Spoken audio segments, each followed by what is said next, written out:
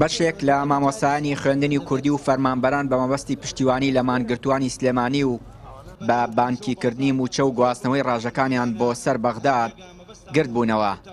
گردبوونەوەکە لە بەردەم یەکەی سەرپەرشتیاری خوێندنی کوردی بەڕێوەچوو. تیایدا داوا کرا هەرچی زووە چارەسەری گرفتی موچە بکرێت و ڕاژەکانیان بۆ سەر بەغداد بگوازرێتەوە. گواستنەوەی ڕاژەکانمان بۆ ناوەند. دوو، تاوەکو جێبەجێکردنی خاڵی یەکەم داوا لە بەڕێز پارێزگاری کەرکووک دەکەین. نووسراوێک ئاراستەی وەردەی ناوەند بکات بە مەبەستی تەوتینکردنی موچەکانمان لە بانکەکانی ڕەشید و ڕافیدێن لە کەرکووک. سێ، داواکاری موچەی مانگی 12 لە نزیکترین وادەدا دابەش بکرێت. بە پێچەوانەوە هەڵوێستەکانمان تونتر دەبێت.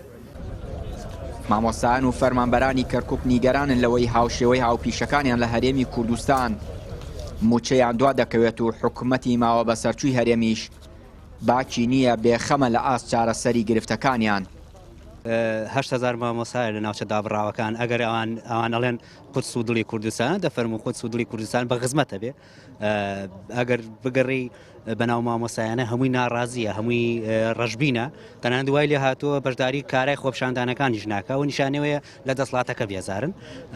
خۆی لە خۆیان بێموچەی کاریگەری خستۆتە سەر تەواوی سێکتەرەکانی ژیان، بۆیە داوا لە هەردوو حکوومەتەکەین.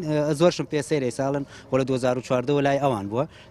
ئەم ساڵ کە باسی تەتوین و مەسەلەی بە هەمیشەیەکردنی موچێ بڵین لەسەر بەغدا ئەڵەن عید بەغدایەوەوانە، بۆیە ئەم یاری پێکردنە بە قوت و ژیانی خەڵک کارەساتی لێکەوێتەوە. دیارە ئێمە ئەمڕۆ گردبوونێتەوە داوا لە حکوومەتی ماوە بەسەر چووەکەین کەوا لەگەڵ حکوومەتی عێراقیە بکەوێتە ڕێکەوتنیە بۆ تەوتینکردنی موچە، بۆی کەوا جارێکی تر ئاوا مامۆستا سوکایەتی پێ نەکرێت لەلانی وتەبێژی حکوومەتی هەرێمەوە کەوا کەسێکی نەخوێنەوار کەسێکی مەسینە هەڵگر هەڵبچێت و لە شاشەکانەوە سوکایەتی بە شکۆی مامۆستا بکە. بۆیە ئێمە لێرەوە داوا ئەکەین کەوا حکوومەت بەخۆیان بچێتەوە ئەم حکوومەتە ماوە بەسەر چووە کە 34 ساڵ دەسەڵاتی هەیە هێشتا کە نەیتوانووە چارەسەری موچەخۆرانی هەرێمی کوردستان بکە.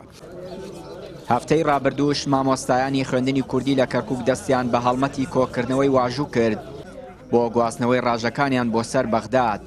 بە پێی زانیاریەکانی پەیام لە کۆی 8,000 فەرمانبەر و مامۆستای خوێندنی کوردی نزیکەی 2,000 واژوو کۆکراوەتەوە کە بڕیارە بگاتە دەستی وەزیری پەروەردەی عێراق. چیانووری کەناڵی پەیام، کەرکووک.